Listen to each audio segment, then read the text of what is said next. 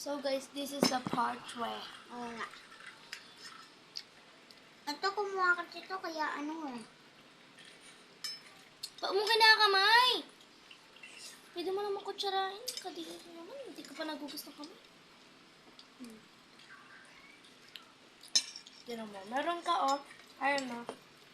Hindi ka pa kasi kumuha kanina. Ngayon,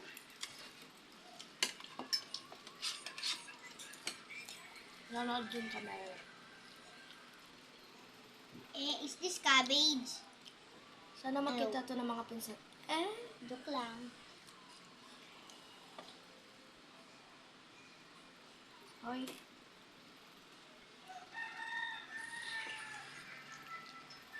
Ang sarap ng kinakain nila sa atin, ano? Mas masarap yun sa kanila kaysa sa atin. No? Naiingit ako. Dapat nga grateful tayo. Kumakain pa tayo.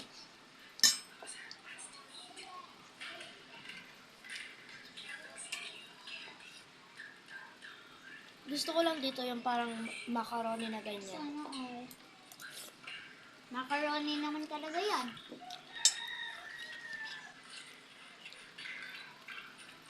Sinabi ko nga, nung nag-isip nga naman ako, tinanong ako ni mami kung gusto ko, sopas. Sabi ko, yes. Kaya nagluto siya. Nung nagising akong 4 a.m., magluluto daw siya sopas. Nagising kami dalawa ni Xavier nun. Tapos natulog kayo ulit, no? Ako yung natulog ulit. Lumipat kami ni Xavier dun sa kwarto ni Mami. Natulog rin si Xavier ulit. Oo.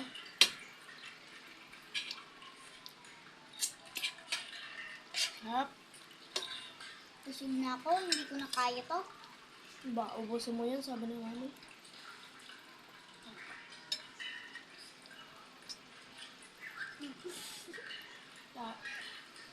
Umutot ako.